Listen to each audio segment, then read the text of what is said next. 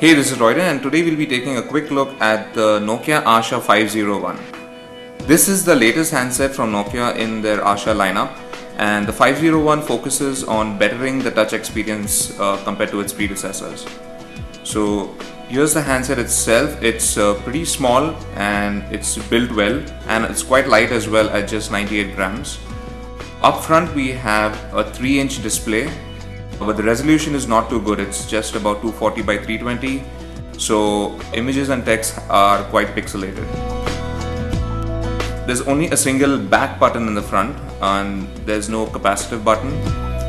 Up on the top we have two sensors, the accelerometer and the proximity sensor, and that's about it.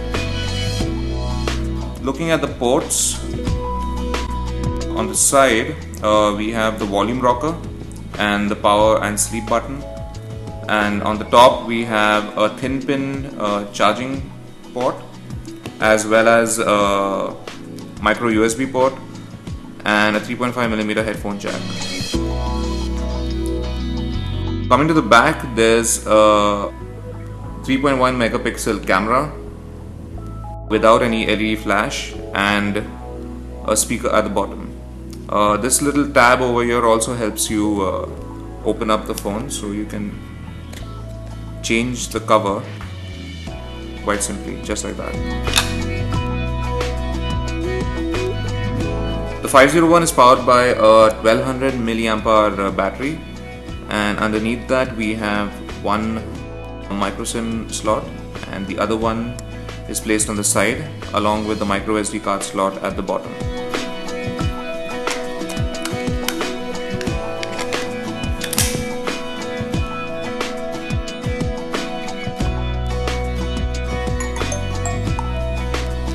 The Asha 501 runs on Nokia's new Asha software platform 1.0.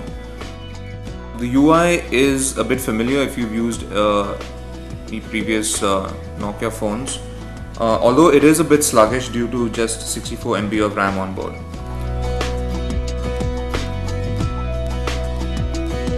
The main screen has all your icons right here.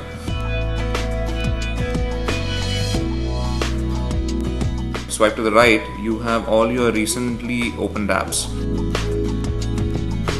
and anything, basically any activity that's performed gets added to this list, so you can just quickly go through your previous activity that you may have done even a couple of days back.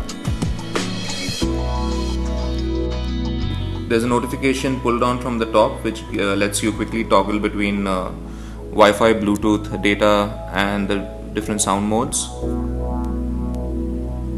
The sensitivity is not great, but it's not terrible either. It's quite responsive.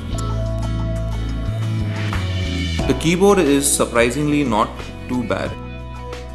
It's quite easy to type out a message, and you can even swipe between keyboards by just holding it at the bottom and swiping it to either the left or the right.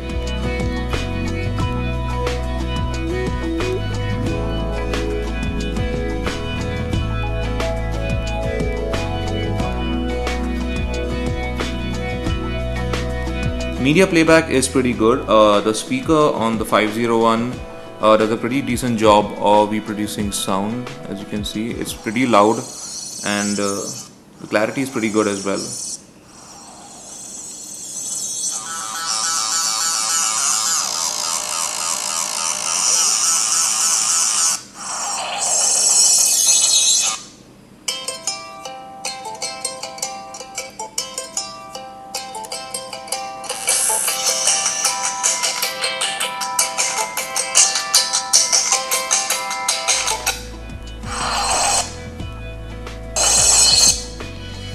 Video playback is not the best, although videos do play back smoothly. It doesn't look that great due to the low resolution screen.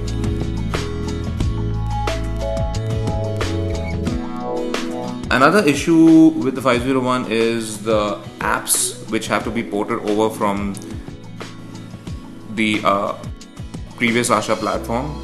Since this is a new version of the OS, the apps are not compatible, so developers will have to port their apps over. So basic apps like WhatsApp are not yet available in the App Store.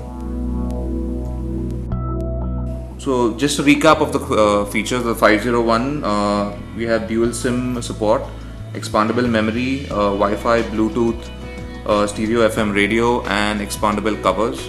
Couple of things that are missing is like a GPS, 3G, and a front-facing camera. Asha 501 is priced at Rs 5,200, which we feel is a tad expensive considering the overall functionality of the phone. So that's a quick look at the Nokia Asha 501. Thanks for watching.